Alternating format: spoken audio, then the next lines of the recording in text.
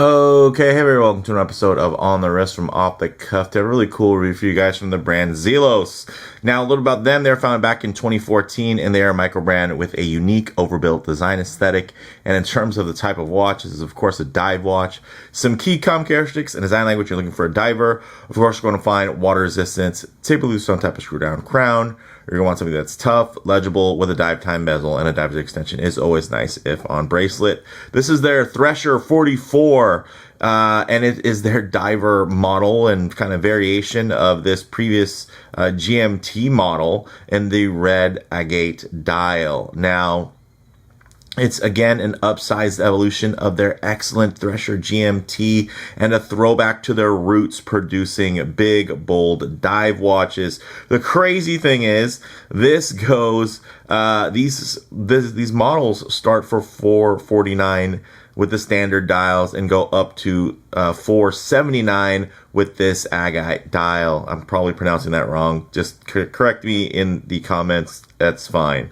And these also should be live by the time this video is published. So I'll leave links down in the description, guys. This one is outstanding, just like any other Zelos that I have featured previously. They're just outstanding watches, and this particular unit was kindly sent in by the brand, free of charge, of course, prior to the launch, so that I can share my thoughts with you all. So with all of that said, let's go ahead, zoom the camera out, get this piece in hand, and take a closer look. Okay, guys, now before we dive in, quick customary wristwatch check. Check it out. Speaking of the Thresher GMT, this is one of my favorite all-time releases from Zelos. I mean, not that they haven't given me tons of options to choose from, but this one right here, it just strikes a beautiful balance, form, function, and design. And when I heard that they were doing a diver variation, I got very excited. Now, as you guys can see here, this is no average diver. This is just gorgeous. Look at that unique mineral dial there, and the way that it has a bit of gradation to it, where you can see it kind of fade. It almost looks like a beautiful sunset over the water, and I'm just taken by it. Something else you're going to notice are going to be the beautiful 3D Lume blocks. Again, that does tie into the previous variation, which is going to be quite a bit smaller. Now, when we talk about how large this is, I love the size with this one, guys. A 43.8 millimeter diameter, 14.1 millimeters thick, and that is including the crystal, of course. And then in terms of lug to lug, 50.9 millimeters. So this is a big, chunky beast of a watch. And you know what? It's not every watch needs to be vintage inspired. Not everything needs to feel, again, small and dainty. Not every watch is a dress watch. Some watches are okay to be chunky. There are tons of smaller watches that are out there, more and more by the day. So to see a brand kind of go against the grain and double down on what they're known for, I'm with that. Now, in terms of the crystal here, it's a beautiful box dome sapphire. As you guys can see, the clarity is just fantastic. No milky rings found here. And then you get into this, listen to that bezel action.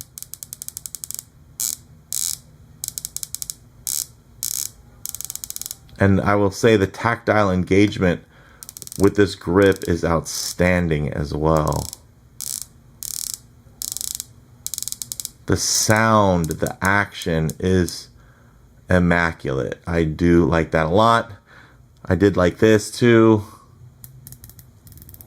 But of course, this is bi-directional and is, I believe, a 48 click, because this is a GMT / world timer. Now here you can see even the grip is a bit different, and I like that. I like that there's still a common design language, but they did enough to make it not feel lazy or like an afterthought. They really looked at the proportions. Look at the differences here. Look at that beautiful contoured, cut out 3D chapter ring, slight slope to it, tying in beautifully to those 3D indexes there that are going to be that beautiful 3D Lumecast loom blocks. And it works for me, guys. Visually quite stunning. You do have, of course, a signed screw down crown there at 4 o'clock.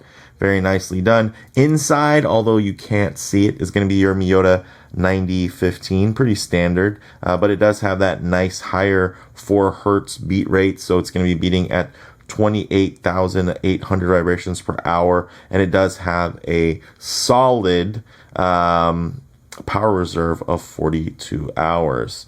Now, getting into the dial, guys, beautiful red agate stone dial, applied 3D Lumecast loom block indices. You have the date there with its own 3D loom block frame at 6 o'clock. I dig it. You're getting these beautiful polished hands. Again, there are some differences. You know, I like that. Again, it's a family resemblance, but it's not a one-to-one. They did mix things up and change things up. And I think if you own one of these, like I do, something like this still should be able to wiggle its way into your little collection at home. Now, you do have a mixed Lumecast color kind of spread there for the loom. You're getting C3 and BGW9, so mostly C3, but then that chapter ring, I believe, is the BGW9, so you're going to have a nice contrast in the darkness there. Also, in terms of water resistance, guys, check it out.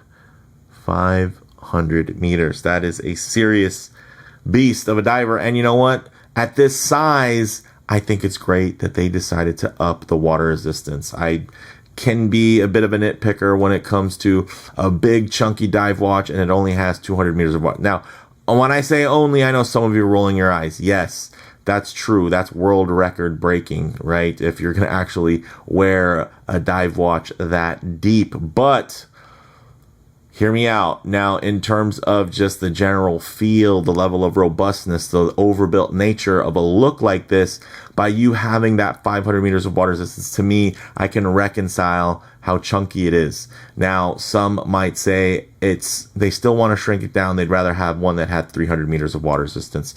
That's fair. But you know what? Considering something like this exists in titanium instead of steel, you have options, and this gives you another one, and I think a really, really fun and different option. You're also going to have a 22 millimeter lug width versus, of course, the previous 20 millimeter lug width, and the clasp has evolved quite a bit here. This is going to be that more of that Omega style Toolless micro adjust. This is going to be their new top of the line. Press the button externally. Yes. You heard that right. That is just awesome. I love it. That's just killer. And you can see here, just looking at the fitment, the fit, the finish, the tightness around that signed clasp. It's just outstanding. So you're pressing the button, extend it out, and you can ratchet it back in. You don't have to press the button. Of course, fully milled, beautifully done here. You're going to have this 22 millimeter lug width that actually does have a nice little taper to it, 2 millimeters down to about 19.8 millimeters. Solid beveled H links, solid end links here, as you guys can see, with quick release spring bars. Going down to this. Actually, one thing to mention, of course, it's a Zelos, so you're getting screw pin construction. And some of you might be thinking this is a bit thin in terms of the bracelets, but I will say it has a real luxurious kind of low riding vibe to it because of how wide it is, but it's still quite thin. It helps it feel very, very planted, and was definitely the case for this variation as well. So This is just stellar. And then in terms of the clasp itself, it's about 22.5 millimeters on this beautifully milled clasp. So with that said, let's actually get it on the wrist and see how it wears. Okay guys, as you can see on my 7.5-inch wrist, I am loving this. Ooh, check it out. That is just stellar. Now some of you are thinking that's just too big, Mark. Hey, you know what? Maybe it's too big for you. Not too big for me, and not too big for the folks that gravitate towards a watch like this. Check it out. Look at the way it plays with the light. Beautiful H-links, finely done details, and they're not just polished bevels. You can see there's even some matte blasted bevels there along the case. This is, look at how flat that lays. My goodness. Of course, if I get my wrist a bit too close to the camera lens, you're going to get quite a bit of perspective distortion. It's going to make the watch seem a lot larger than it actually is. And, you know, that's kind of the effect when you're taking photos of your watch, you know, with your phone camera. It just makes watches seem a lot larger, which is why so many people love smaller watches, at least for photography purposes, and then of course to wear as well. But one thing I like to do is keep my wrist nice and low and then just tighten up the frame here so that you guys can get still a detailed look, but just at a bit of a truer aspect ratio as to how this may lay on your own wrist. And look at those details, guys. Look at the way it hugs the wrist, low slung. It's like a hypercar there, right? I'm thinking Lamborghini. It just has those hard edge lines, but there's still some organic movement to it. It just feels powerful. It feels fast. It just does it for me. And no, I wouldn't design this watch. I wouldn't be able to say, hey, this is something I want made, but I'm glad that somebody else thought of it and made it, because this thing is just cool. I dig that. And you know, at the end of the day, of course, we all have different tastes. I have quite an eclectic collection of watches. Many of them are more retro inspired. And every once in a while, a more contemporary watch comes along and just really speaks to me. And I'll say in this case, this is one of those. Oh.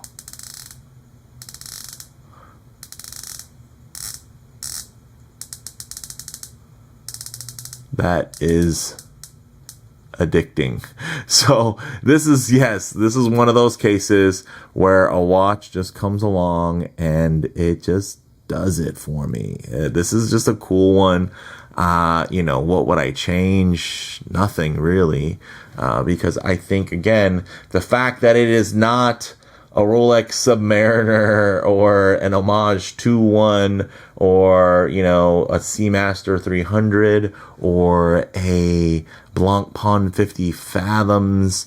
The fact that this just kind of on its own design merit and even its own brand merit is just something that's special and I think desirable all on its own. And it doesn't need to reference as being a cheaper variation of something desirable. I think this is desirable and it's intrinsic to its own, you know, capabilities and its own design. So I like that, that it's a cool watch, guys. I'm not thinking this is a one watch collection, right? Like, you're going to be a dive watch collector if you're going to want something like this.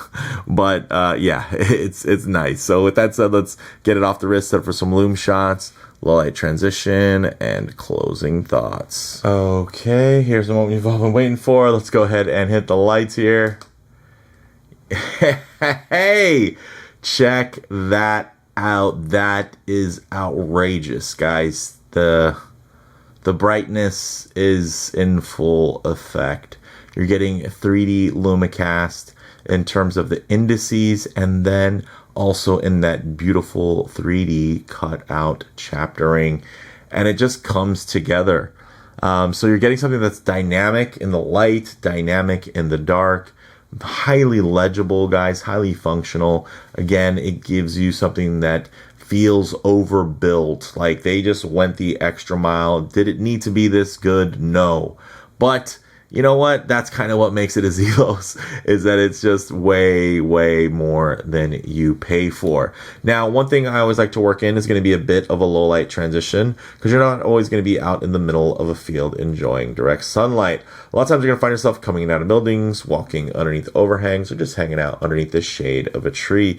So it's nice with these colors, textures, and finishes render like in less than optimal lighting. And you guys can see here, this dial, these indices, the hands, it just feels really well thought out. I don't want to say refined, because there's a certain level of brutalist execution in terms of the way that this presents visually.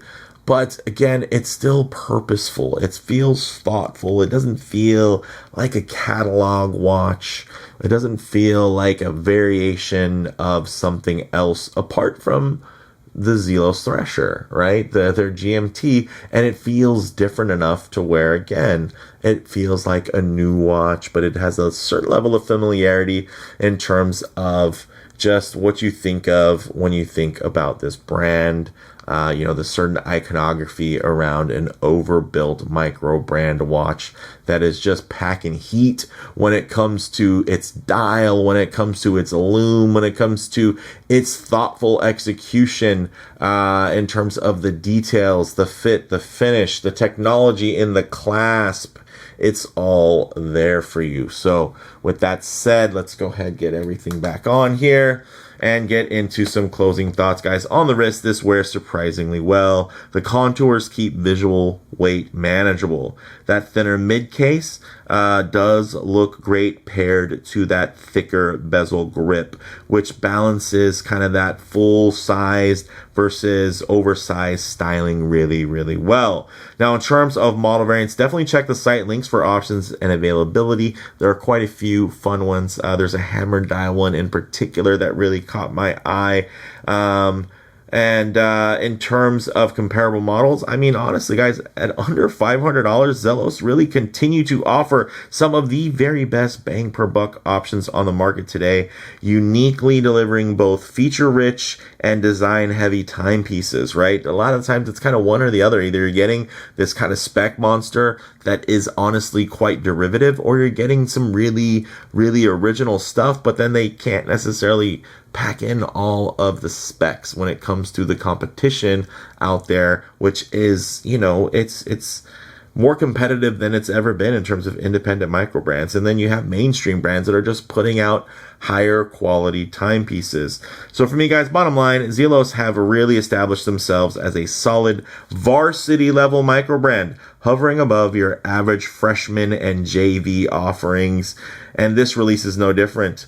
While many brands are fighting to stand out and establish their own signature design language, Zelos continue to blaze their own trail with models like Thresher, improving and evolving with each new iteration.